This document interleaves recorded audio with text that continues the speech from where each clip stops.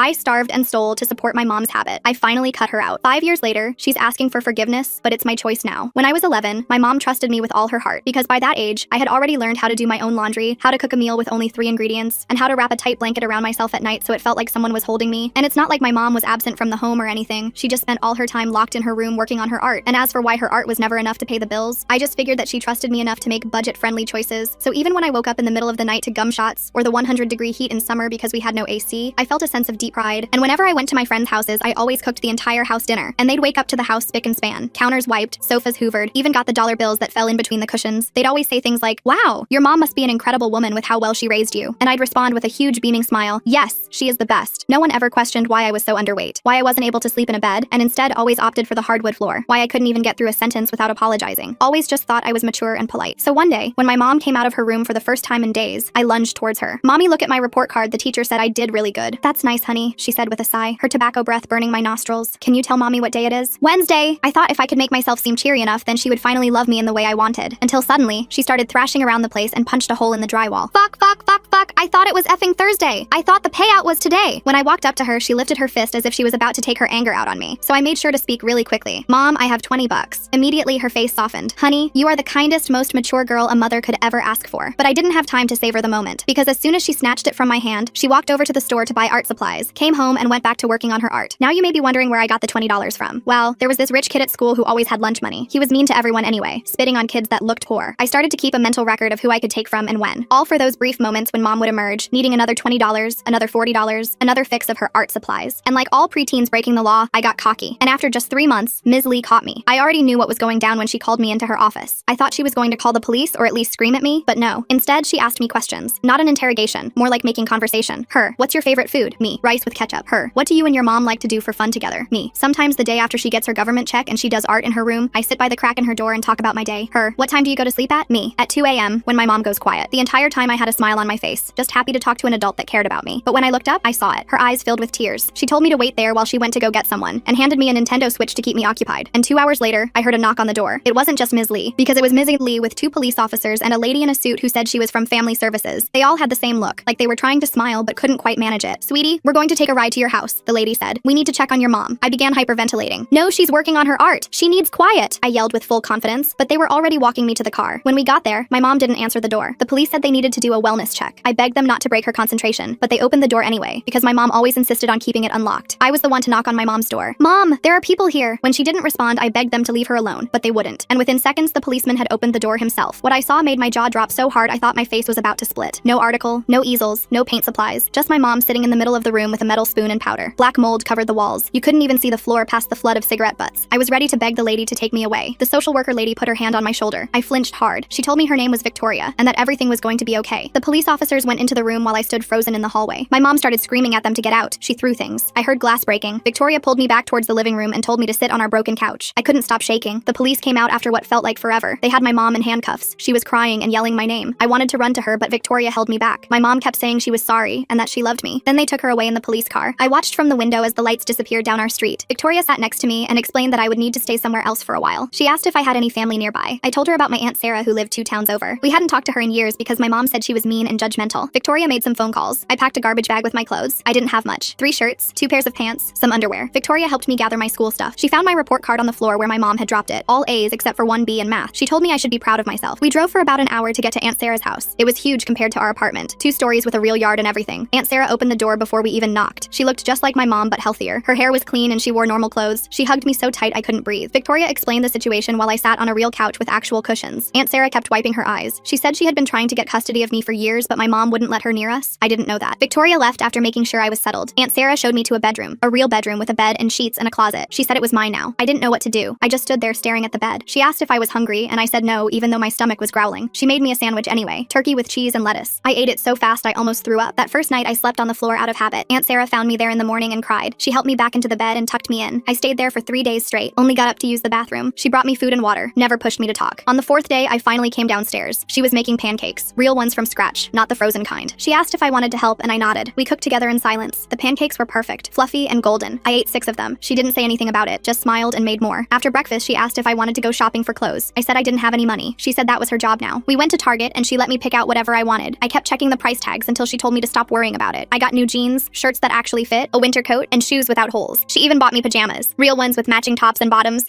When we got home, she helped me put everything away in my closet. Then she sat on my bed and asked if I wanted to talk about my mom. I shook my head. She said that was okay, and we could talk whenever I was ready, or never if that's what I wanted. But she did tell me one thing. My mom was sick and needed help. It wasn't my fault, and I couldn't have fixed her. I had done everything a kid could do and more. Way more than I should have had to. I started crying then, like really crying. The kind where you can't breathe and snot runs down your face. Aunt Sarah held me while I sobbed. She didn't try to make me stop or tell me it would be okay. She just let me cry until I couldn't anymore. School started 2 weeks later. Aunt Sarah drove me there herself in her old Honda Civic that smelled like vanilla air freshener and coffee. She walked me to the office and made sure everything was set up. New emergency contacts, new address, new everything. The secretary kept giving me these sympathetic looks that made my skin crawl. Aunt Sarah hugged me goodbye and told me to have a good day. Her perfume was different from my mom's, cleaner, softer. I was terrified. What if everyone knew about my mom? What if they all stared at me, but nobody said anything? I went to my classes like normal, ate lunch alone like always, picking at the cafeteria meatloaf that looked nothing like food, did my homework in the library after school while waiting for Aunt Sarah to pick me up. The librarian, Mrs. Chen, started leaving little bowls of pretzels on my usual table. Things were good for about a month. I was eating 3 meals a day, sleeping in a real bed with sheets that matched and pillows that weren't flat as pancakes, taking hot showers whenever I wanted without worrying about the water bill. Aunt Sarah even signed me up for soccer because I mentioned once that I thought it looked fun. She bought all the gear, cleats that actually fit, shin guards, a water bottle with my name on it. She came to every practice, sitting on the metal bleachers with the other parents. I was terrible at first, but my coach said I was getting better. My teammates were nice to me. One girl named Isabella invited me to her birthday party. I'd never been to a real birthday party before. Then my mom called. Aunt Sarah had given me a phone for emergencies. A flip phone, nothing fancy, with a little charm hanging off it that she said was for good luck. I was doing homework when it rang. Unknown number. I answered without thinking. Her voice was different, clearer somehow. She said she was in a treatment place and doing better. She missed me so much. She was sorry for everything. Could I come visit just once? She needed to see me, to explain things, to make it right. I told her I'd think about it and hung up. My hands were shaking so bad I dropped the phone. It clattered on the hardwood floor, the sound echoing in my quiet room. I didn't tell Aunt Sarah about the call. I knew I should have, but I didn't want her to take my phone away. My mom called again the next day, and the next. Always when Aunt Sarah was at work. Always saying the same things. She loved me. She was getting better. She just needed to see me one time. Her voice had that quality it got sometimes, desperate but trying to sound casual. On the 5th day, she told me she was getting out soon. Maybe we could be a family again. A real family this time. She'd get a job, a nice apartment. We'd have food in the fridge and heat in the winter. Everything I ever wanted. She even mentioned getting a cat, remembering how I'd always wanted one. I started planning. Saved my lunch money instead of eating. Told Aunt Sarah I wasn't hungry at dinner, that my stomach hurt from running too much at soccer. Put half my food in napkins and threw it away later. I needed to be ready when my mom got out. Needed to have money for her. Old habits die hard, I guess. Aunt Sarah noticed I was losing weight. She made doctor appointments. The doctor said I was malnourished and needed to eat more. Aunt Sarah watched me at every meal after that. Made sure I finished everything. I got creative. Spit food into my milk when she looked away. Stuffed it in my pockets. Fed it to her dog Bruce when she went to the bathroom. Bruce was a golden retriever who would eat anything, wagging his tail like we were playing a game. My mom's calls got more frequent. 3 times a day. 4. Sometimes during class, making my phone vibrate against my leg. She said the treatment place was horrible. They were mean to her. Didn't understand her art. She needed out. Needed my help. Did I still love her? Was I her good girl? The one who always helped mommy? I said yes to everything. Couldn't help it. Her voice did something to my brain. Made me forget all the bad stuff. Made me remember the few times she hugged me. The time she said she was proud of me for making dinner. The time she let me sleep in her bed during a thunderstorm. Her arms around me, making me feel safe for once. She told me her release date, 2 weeks away. October 15th, a Tuesday. Said she'd come get me and we'd run away together. Start fresh somewhere new. Maybe California where it was always warm and I could see the ocean. I could go to school there. She'd get clean for real this time. Not like before. This time would be different. I believed her. Or maybe I just wanted to believe her. Hard to tell the difference when you're 12 and desperate for your mom to love you. I started packing secretly. Put clothes in my backpack a little at a time. My favorite jeans, the sweater Aunt Sarah bought me that was the softest thing I'd ever owned. Took food from the pantry when Aunt Sarah wasn't looking. Crackers, granola bars, anything that wouldn't go bad. Filled water bottles and hid them under my bed. I felt guilty but also excited. My mom wanted me. She was choosing me. After everything, she still wanted to be my mom. That had to mean something, right? The night before her release, I couldn't sleep. Kept checking my phone every few minutes, the blue glow lighting up my face in the dark. She said she'd call when she got out, tell me where to meet her. I'd sneak out while Aunt Sarah was at work, take the bus to wherever she was. We'd be together again. A real family. I had it all planned out. Even wrote Aunt Sarah a note thanking her for everything. Told her not to worry about me, that I'd be okay. I must have rewritten it 10 times trying to find the right words. Morning came and no call. I went to school like normal, my backpack heavy with supplies. Checked my phone between every class. Nothing. Lunchtime, still nothing. Isabella asked if I wanted to sit with her and her friends. I said no, too distracted to be social. By the time Aunt Sarah picked me up, I was panicking. What if something happened? What if they didn't let her out? What if she forgot about me? I barely touched my dinner. Chicken and rice that usually was my favorite. Aunt Sarah asked if I was feeling sick. I said yes and went to bed early. Lay there staring at my phone, willing it to ring. It finally rang at midnight. I answered before the first ring finished, my heart pounding. But it wasn't my mom. It was a man. His voice was rough, like he'd been smoking for years. He said he was a friend of hers. She was staying with him for a few days, getting back on her feet. She needed money for a bus ticket to come get me. Just $100. Could I get it somehow? I said I didn't have any money. He got angry. Said I was a selfish kid. Didn't I want to see my mother? Didn't I love her? She talked about me all the time. Her perfect daughter who always helped her. Now I wouldn't even help when she needed me most. I started crying. Said I'd figure something out. He told me to meet him tomorrow at the gas station near my school, the Shell station on Maple Street. Bring whatever money I could get. Cash only. Don't tell anyone or my mom would get in trouble. Might even go to jail. Did I want that? Did I want my mom in jail? I said no and hung up. Spent the rest of the night trying to figure out where to get money. Aunt Sarah's purse was downstairs. She usually had cash, but stealing from her felt different than stealing from kids at school. She'd been been so nice to me, given me everything, but my mom needed me, and I needed my mom. Next morning, I took $40 from Aunt Sarah's wallet while she was in the shower. The bills were crisp and new, like she'd just been to the ATM, felt sick the whole time, almost put it back twice. But I kept thinking about my mom, about being a family again, about her choosing me. I went to school with the money burning a hole in my pocket, couldn't focus on anything, kept watching the clock. At lunch, I walked to the gas station. The man was there like he said, tall and skinny with tattoos on his neck, some kind of snake or dragon. He grabbed the money and counted it, said it wasn't enough. My mom needed at least 200. I told him that was all I had. He said I better find more by tomorrow or my mom would be real disappointed. Then he left, getting into a hit-up truck that belched black smoke. I went back to school feeling worse than ever. $40 gone and my mom still wasn't coming. That night, I couldn't eat at all. Aunt Sarah felt my forehead and said I seemed warm. Maybe I should stay home tomorrow. I said no too quickly. She looked at me funny but didn't push it. After she went to bed, I snuck downstairs again. The stairs creaked under my feet and I froze each time, listening for movement. Found her emergency cash in the kitchen drawer. $200 in 20s. I took it all. Figured I'd need it for the man plus extra for my mom when she came. Went back to bed but couldn't sleep. Kept thinking about Aunt Sarah finding the money gone. What she'd think. What she'd do. Next day, I met the man again. Gave him the 200. He smiled and said my mom would be so happy. She'd call me tonight for sure. Set up when and where to meet. I believed him because I had to. Went through the rest of school in a daze. Isabella asked if I wanted to come over after soccer practice. Her mom was making tacos. I said maybe another time. She looked hurt, but I couldn't think about that. Had to focus on my mom, on our plan, on being a family again. That night, Aunt Sarah made my favorite dinner. Spaghetti with meatballs. Real ones, not from a can. She'd been cooking all afternoon, the house smelling like garlic and tomatoes. I forced myself to eat so she wouldn't worry. She talked about weekend plans. Maybe we could go to the movies, or the beach if it was warm enough. She'd pack a picnic, bring Bruce. I nodded and smiled and felt like the worst person in the world. She was planning our weekend and I was planning to disappear. After dinner, she hugged me and said she loved me. I almost told her everything right then. Almost. But I didn't. Just hugged her back and went to my room. My phone rang at 10. Unknown number again. But it wasn't my mom. It was the man. He said there was a problem. My mom got arrested. Something about old warrants. She needed bail money. $500. Could I get it? I said no. That was too much. He said I didn't understand. If she didn't get bail, she'd be in jail for months. Maybe years. Was that what I wanted? My mom rotting in jail because her daughter wouldn't help her? I was crying again. Told him I'd try. He said I had until tomorrow night. After that, my mom was on her own. I knew Aunt Sarah didn't have $500 just lying around, but I also knew she had a jewelry box in her room. Some of it looked expensive. Maybe I could take a piece and pawn it. She had so much she probably wouldn't notice one thing missing. At least not right away. And by then, I'd be with my mom. We'd figure out how to pay her back. My mom would get a job like she promised. We'd save up and buy Aunt Sarah new jewelry, better stuff even. I waited until I heard Aunt Sarah snoring, snuck into her room quiet as I could. The jewelry box was on her dresser, made of dark wood with little flowers carved on top. I opened it slowly. Lots of necklaces and rings and bracelets. I grabbed a gold necklace that looked heavy, figured gold was worth a lot. Was about to leave when I saw a picture tucked into the mirror. Me and Aunt Sarah at my first soccer game, both of us smiling huge. I looked happy, really happy. Happier than I'd ever been with my mom. I stood there staring at it, holding the necklace, thinking about everything. Then Aunt Sarah woke up, saw me standing there with her necklace. I expected her to yell, to call me a thief, to kick me out, but she just looked sad, asked me to sit down. I sat on her bed still holding the necklace. She asked if I needed money for something. I started sobbing, told her everything, about my mom calling, about the man, about the money I already took, about the bail. Everything just poured out. She listened without interrupting. When I finished, she asked for my phone. I gave it to her. She looked through the calls, then she hugged me, told me none of this was my fault. My mom was sick and was using me. The man was probably her dealer. There was no bail, no arrest, just more lies to get money for substances. I wanted to argue, to say she was wrong, that my mom loved me and needed me. But deep down, I knew Aunt Sarah was right. My mom had been out for days and hadn't come to see me, just sent some man to get money. Same pattern as always, same lies, same manipulation, same me falling for it because I wanted so badly for her to love me, to choose me, to be a real mom. But she wasn't capable of that. Maybe she never was. Aunt Sarah called the police about the man, gave them his description and the gas station location. Then she called to change my phone number, said we'd deal with the stolen money tomorrow. Tonight, I just needed sleep. She tucked me into bed like I was a little kid, sat with me until I stopped crying, told me she loved me, that I was safe, that I didn't have to take care of anyone but myself. That was her job now, taking care of me, and she wasn't going anywhere. Next few weeks were hard. I kept waiting for my mom to show up, to bang on the door demanding to see me, but she never came. The man got arrested for dealing. Police said he gave them information about my mom. She was back using, living in some house with other addicts. Probably didn't even remember calling me. Or maybe she did and just didn't care enough to try again once the money stopped coming. Either way hurt the same. Aunt Sarah got me into therapy. Some lady named Dr. Martinez who specialized in kids like me, kids who had to grow up too fast, who took care of parents instead of the other way around. Her office had soft chairs and tissues on every table. She taught me about boundaries, about how it wasn't my job to save my mom, how I couldn't love her into being healthy, how her addiction wasn't my fault or my responsibility. Easy to understand in my head, harder to believe in my heart. I started doing better in school. Turns out when you're not worried about your mom all the time, you can actually focus on learning. My grades went from good to great. Teachers started noticing me for good reasons, not because I was stealing or falling asleep in class. Isabella invited me to her house again. This time I said yes. We played video games and ate pizza and talked about boys we thought were cute, normal kid stuff. Felt weird, but good. Soccer season ended and Aunt Sarah signed me up for basketball. I was terrible at that too, but my teammates didn't care. They just wanted me to have fun. So I did. Ran around and missed shots and laughed when I fell. Aunt Sarah came to every game, cheered even when we lost, took the whole team for ice cream after. Some of the other parents started talking to her, asking if I could come to sleepovers and birthday parties. She always said yes. My therapist said I was making progress, learning to be a kid instead of a caretaker. But I still had bad days. Days when I missed my mom so much it physically hurt. When I remembered the good moments and forgot all the bad. When I wondered if I gave up too easy. If I should have tried harder, done more, been better. Dr. Martinez said those feelings were normal, that they'd probably never go away completely, but they'd get easier to handle. And they did, slowly. One day Aunt Sarah asked if I wanted to visit my mom. She was in a rehab facility, a real one this time. Had had been clean for 60 days. Her counselor thought seeing me might help her recovery, but only if I wanted to. No pressure either way. I thought about it for a week, changed my mind a dozen times, finally decided yes. I needed to see her, to know if she was really trying this time, or if it was just another lie. The facility was nice, clean and bright with lots of windows, nothing like I expected. My mom was waiting in the visiting room. She looked different, healthy. Her skin was clear and her hair was washed. She'd gained weight, good weight. When she saw me, she started crying. I did too. We hugged for a long time. She smelled like soap instead of cigarettes, felt solid instead of fragile. When we sat down, she took my hands, apologized for everything, said she understood if I hated her, that she'd been a terrible mother, put me through things no kid should go through, that she was sorry, so sorry. I told her I didn't hate her, that I loved her, always had, even when things were bad, especially when things were bad. She cried harder, said she didn't deserve my love but was grateful for it, that she was working hard to get better, going to meetings, taking medication, learning to deal with her problems without substances, that she wanted to be the mom I deserved, even if it took years, even if I never trusted her again. She wanted to try. We talked for an hour about school and soccer and Aunt Sarah. She said she was glad I was with Sarah, that her sister was a good person, better than she'd ever been, that I was safe and loved, and that's all she wanted for me. When visiting time ended, we hugged again. She said she loved me, that she'd always love me, that she'd call when the facility allowed it, write letters, whatever I was comfortable with, but no pressure. My healing came first. She'd wait as long as it took. Aunt Sarah drove me home in silence, let me process everything. When we got back, she made hot chocolate and we sat on the couch. I told her about the visit, how my mom seemed different, how she apologized, how she said she wanted to get better. Aunt Sarah listened and nodded, said she hoped it was true, that my mom would stay clean, but that we'd take it one day at a time. No expectations, no pressure, just see what happens. My mom did call, once a week like she promised. We talked about safe things, school and friends and books I was reading. She told me about her recovery, the steps she was working, the job training program she'd joined, the apartment she hoped to get when she left the facility. Small things, normal things that gave me hope, but I was careful with that hope. Kept it small and protected. Didn't let it grow too big too fast. Months went by like that. Phone calls every Sunday at 3 p.m. My mom stayed clean. Got out of the facility and into a halfway house. Started working at a grocery store stocking shelves. Sent me pictures of her little room. Just a bed and dresser, but she was proud of it. Said it was the first place she'd paid for with her own money in years. I put the pictures on my bulletin board next to my soccer team photo. Then one day she asked if we could meet for lunch, just the two of us, somewhere public. Aunt Sarah could drop me off and pick me up. No pressure. I thought about it for 3 days. Asked Dr. Martinez what she thought. She said it was my choice, but to trust my gut. My gut was scared, but also curious. So I said yes. We met at a Denny's near her halfway house. She was already there when I arrived, drinking coffee and looking nervous. She stood up when she saw me. We hugged awkwardly, sat down and stared at our menus. The waitress came by twice before we were ready to order. Finally, I got pancakes. She got a salad. We made small talk about the weather, about my basketball season starting, about her job. Then she pulled out an envelope. Inside was $240, the money I'd stolen for her dealer. She said she'd been saving to pay it back. Wanted to give it to Aunt Sarah, but thought I should do it. Part of making amends. I stared at the money, remembered stealing it, how scared I was, how desperate. She said she was sorry for putting me in that position, for making me think I had to take care of her, for being the kind of mom whose kid had to steal to survive. I told her Aunt Sarah didn't care about the money, that she'd forgiven me right away. My mom nodded, said Sarah was good like that, always had been, even when they were kids. Then she told me stories about growing up with Aunt Sarah, how Sarah always looked out for her, tried to help when things got bad, but my mom was too proud, too stubborn, pushed her away, chose substances over family, regretted it every day since. Lunch ended and my mom walked me outside to wait for Aunt Sarah. She asked if we could do this again, maybe once a month. I said I'd think about it. She said that was fair, more than fair. When Aunt Sarah pulled up, my mom waved but didn't approach the car. I got in and we drove away. I watched my mom get smaller in the side mirror. She stood there until we turned the corner. That night, I gave Aunt Sarah the money. She tried to refuse, but I insisted, said it was important. She put it in her wallet and that was that. No big deal, no drama, just done. We made tacos for dinner and watched a movie. Bruce curled up between us on the couch. Normal Tuesday night stuff, felt good. I met my mom for lunch once a month after that. Always at the same Denny's. Always pancakes for me and salad for her. She stayed clean. Got promoted to shift supervisor. Moved into a real apartment with a roommate named Brittany, who was also in recovery. Showed me pictures of their place. Clean and simple. Nothing fancy but better than anywhere we'd lived together. For my 13th birthday, she asked if she could take me shopping. Real shopping. Not stealing or scraping together dollars. She had a budget saved up and everything. Aunt Sarah said okay, but looked worried. I was worried too. But my mom showed up on time. Took me to the mall. Let me pick out clothes and books and a new backpack for school. Didn't complain about prices or make me feel guilty. Even bought us pretzels at the food court. When she dropped me off, she gave me one more present. A letter. Said to read it when I was ready. Maybe with Aunt Sarah, maybe with Dr. Martinez, maybe alone. Whatever felt right. I waited until bedtime. Sat on my bed and opened it carefully. Her handwriting was neat. Neater than I remembered. The letter was long. 5 pages front and back. She wrote about her childhood. How her dad left when she was 7. How her mom worked 3 jobs and was never home. How she started drinking at 12 to feel less lonely. Moved to harder stuff by 15. Met my dad at 17. He was older and had money. Seemed like a way out. But he was just another addict. They enabled each other. Made each other worse. She wrote about finding out she was pregnant with me. How she tried to get clean but couldn't. How she convinced herself she'd quit after I was born. But addiction doesn't work that way. She loved me from the second she saw me. But love wasn't enough. The substances always won. Always came first. Even when she hated herself for it. Even when she saw what it was doing to me. She wrote about watching me take care of myself. How proud and horrified she was. Proud that I was so capable. Horrified that I had to be. How she'd lie in her room high and hear me cooking dinner, doing homework, taking care of everything. How she'd want to help but couldn't move. Couldn't think past the next fix. How she'd promise herself tomorrow would be different. But tomorrow never came. She wrote about the day they took me away. How it was the worst and best day of her life. Worst because she lost me. Best because I was finally safe. How she spent the first month in treatment planning to get me back. Making all the same promises. All the same lies. How her counselor made her face the truth. That she wasn't capable of being my mom. Not then. Maybe not ever. That loving me meant letting me go. She wrote about watching me thrive with Aunt Sarah. Getting updates from the facility. Hearing about soccer and friends and good grades. How it hurt and healed at the same time, knowing I was happy, knowing it was without her, how she had to learn to be okay with that, to want my happiness more than my presence, to love me more than she needed me. The last page was about now, how she woke up every day and chose to stay clean, not for me, for herself, because she finally believed she deserved better, how she went to meetings and worked the steps and helped other addicts, how she was learning to be a person, not just an addict, not just a bad mother, a whole person with good and bad and everything in between. She ended by saying she loved me, would always love me, that I saved her life by leaving, by thriving without her, by showing her what she was missing, what she was destroying, that she didn't expect forgiveness, didn't expect a relationship, just wanted me to know the truth, the whole truth, that I was the best thing she ever did, even if she did it badly, even if it hurt us both. I was her greatest accomplishment and her biggest regret, both things true at the same time. I cried reading it, cried harder showing it to Aunt Sarah, cried in Dr. Martinez's office discussing it, cried because it answered questions I didn't know I had, explained things I'd been too young to understand, made my mom human instead of a monster, made her sick instead of evil, made it easier to forgive her, made it easier to forgive myself for not being enough to save her. After that, our lunches got easier. We talked about real things, her recovery, my life, the future. She never asked for more than I could give, never pushed for overnight visits or holidays or anything bigger than monthly lunches. Said she was grateful for whatever I was comfortable with, and she meant it. I could tell. She was different. Still my mom, but also a stranger. Someone I was getting to know for the first time. Sophomore year, I made varsity basketball. My mom came to a game, sat in the back with the other parents, didn't try to talk to Aunt Sarah or make a scene, just watched and cheered when I made a shot, left before I could find her after, sent a text saying she was proud. That was it. Perfect in its simplicity. No drama, no expectations, just support. She came to more games after that, always in the back, always leaving quietly. Sometimes I'd wave and she'd wave back. Sometimes I'd be too focused on the game to notice her. Either way was fine. She was there because she wanted to be, not because she had to be, not because I needed her to be, just because. Junior year, she got her own place. No roommate, just her and a cat named Harley. She'd been promoted to assistant manager, had health insurance and a savings account. Normal adult things that felt like miracles. She invited me over for dinner, said Aunt Sarah could come too, make sure everything was safe. I said I'd think about it. Took me a month to decide. Dr. Martinez said there was no rush, no right answer, just what felt comfortable. So I went. Aunt Sarah dropped me off but didn't come in. Said this was my thing, my choice. She'd be right outside if I needed her. My mom made spaghetti, not from a jar. Real sauce with tomatoes and basil and garlic. We ate and talked about school, about her cat, about anything except the past. It was nice, weird, but nice. I started going over once a month, sometimes twice. Always told Aunt Sarah where I was. Always had my phone. Always had an exit plan, but I never needed it. My mom kept things light, kept things safe, showed me she could be trusted, at least with this, at least for now. And that was enough, more than enough. It was everything. Senior year, she came to my graduation, sat with the other parents this time, not in the back, not hiding, right there with everyone else. Took pictures when I walked across the stage, hugged me after, quick and careful, said she was proud, said she loved me, said she'd see me at lunch next week, then left. No trying to join the family celebration, no making it about her, just there and gone. Perfect. I'm in college now. State school about 2 hours from home being Aunt Sarah's house. Always will be. My mom and I text sometimes, still have lunch when I'm in town. She's been clean 6 years, has her own life, friends from recovery, a boyfriend named Kyle who's also sober, a promotion to store manager, normal problems like car repairs and tax returns, nothing like before. She asked once if I'd ever call her mom again. I'd been calling her by her first name since I moved in with Aunt Sarah. Couldn't help it. Mom felt too loaded, too heavy, too much history. I told her maybe someday, when it felt right, if it ever felt right. She said she understood, said her name was fine, said having me in her life at all was more than she deserved, and she meant it. Aunt Sarah is still Aunt Sarah, still comes to my games, still makes sure I'm eating enough, still hugs me too tight when I come home for breaks, still my real parent in all the ways that matter. She never adopted me officially, said she didn't need papers to love me, to be my family. She was right. Blood makes you related, choice makes you family. She chose me every day, still does. I'm studying social work, want to help kids like me, kids who raise themselves, who take care of parents who can't take care of them, who steal and lie and starve to survive, who think love means sacrifice, who think they're not worth saving. Dr. Martinez says I'll be good at it, that my experience will help others, that pain can become purpose. Maybe she's right. My mom sends cards on holidays, calls on my birthday, comes to important things when invited, stays away when not. We have boundaries now, clear ones, healthy ones. She respects them. I respect her recovery. We're not mother and daughter exactly, not friends either. Something in between, something unique, something that works for us. Sometimes I think about that 11-year-old girl, cooking rice with ketchup, sleeping on floors, stealing to survive, thinking it was normal, thinking she was loved, just not the way she needed, not the way she deserved, but she survived. She got out. She got Aunt Sarah and Dr. Martinez and teammates and friends. She got a life, a real life, a good life, and sometimes, when her mom calls just to say hi, just to hear her voice, just to exist in the same space for a few minutes, she remembers that love is complicated, that people can be sick and still love you, that you can love them back without sacrificing yourself, that forgiveness doesn't mean forgetting, that moving forward doesn't mean moving back, that family is what you make it, who you choose, how you show up. So yeah, that's my story. Kid who raised herself, mom who chose substances, aunt who chose me. Not exactly happy, not exactly sad, just true, just life, just what happened and what's happening and what might happen next. One day at a time, one choice at a time, one lunch at a time, and that's enough, more than enough. It's everything.